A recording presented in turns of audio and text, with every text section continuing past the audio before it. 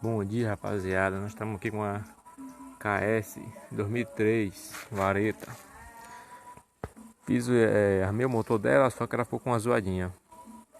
Aí vou trocar as varetas dela. Para ver se para o barulho. Ela é motor calado. Botei as duas válvulas novas. Como vocês podem ver aqui, duas válvulas novas.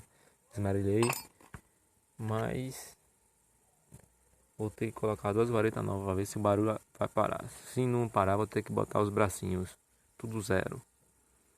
Pra ver. Acho que vou fazer logo isso. Vou comprar os bracinhos e vou botar as varetas tudo zero.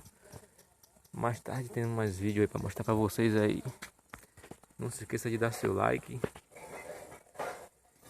e se inscrever no canal.